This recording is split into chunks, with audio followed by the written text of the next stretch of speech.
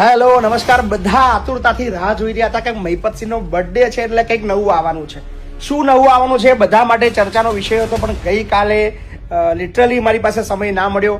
બહુ બધા ગેસ્ટ, બહુ બધા મહેમાન હતા એટલે મને વિડીયો બનાવવાનો બિલકુલ મોકો ના મળ્યો. એટલે મહિપતસિંહનો જન્મદિવસ હોય એટલે ચોક્કસથી કંઈક ને કંઈક નવું હોય. સો નવું શું છે ચોક્કસથી જણાવું. અત્યારે આપણે એજ્યુકેશન પર ખૂબ મોટું કામ કરી રહ્યા છીએ, વૃદ્ધો માટે ખૂબ મોટું કામ કરી રહ્યા છીએ. એવું જ આપણા ગુજરાતમાં અને સમગ્ર ભારતમાં સૌથી મોટી સમસ્યાની જે વાત છે એ છે આરોગ્યની, હેલ્થની. જી હા, તમે બધા સમજી ગયા હશો ને ઘણા લોકોએ ગેસ કરી દીધું હતું કે મહિપતસિંહ હોસ્પિટલની વાત કરી રહ્યા છે. મહિપતસિંહ ફાઉન્ડેશન આજે ડિક્લેર કરે છે જેનું નામ છે આરોગ્ય ધામ. મહિપતસિંહ ફાઉન્ડેશન સંચાલિત આરોગ્ય ધામ હોસ્પિટલ, જે સમગ્ર જાતિ, સમગ્ર ધર્મ, સમગ્ર વિસ્તાર, અને વિસ્તાર એટલે આખું ભારત જેમાં આવી જાય, ભારતનો કોઈ પણ વ્યક્તિ આપણી હોસ્પિટલની અંદર સારવાર લેવા આવી શકશે. બધું જ નિઃશુલ્ક, કોઈ પણ પ્રકારનું કાર્ડ નહીં લેવાનું, કોઈ આયુષ્માન કાર્ડ નહીં, કોઈ મા કાર્ડ નહીં, કશું જ નહીં.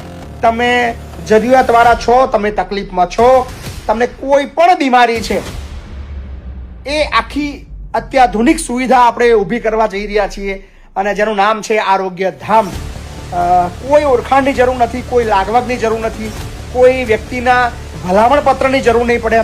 તમે આવો, તમારો ઈલાજ જે પણ હશે એ કરવા સાથેની તૈયારી સાથે આપણે મેદાને આવી રહ્યા છીએ. ખૂબ લોકોને તકલીફ પડવાની છે. તકલીફ મીન્સ કે જે આ ફિલ્ડમાં છે એને કદાચ ખોટું લાગે, એને ગુસ્સો આવે કે ભાઈ આ બધું ફ્રી કરે છે.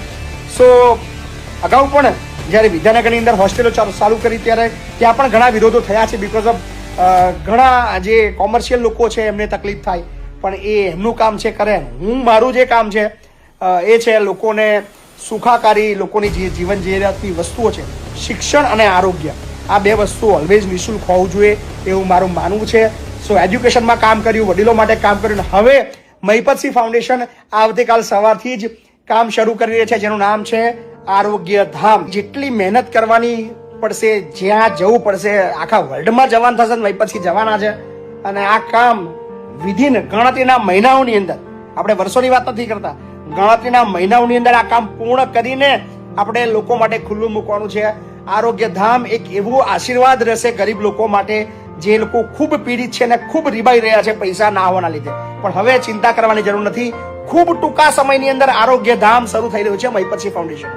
સો કેવો લાગ્યો આ કન્સેપ્ટ ચોક્કસથી કોમેન્ટ કરજો. રાહ જોઉં છું તમારા કોમેન્ટ્સની, અને વિડીયોને શેર કરજો, લોકો સુધી પહોંચાડજો. કહેજો કે મહિપતસિંહ ફાઉન્ડેશન સંચાલિત આરોગ્ય ધામ કેવું લાગવાનું છે.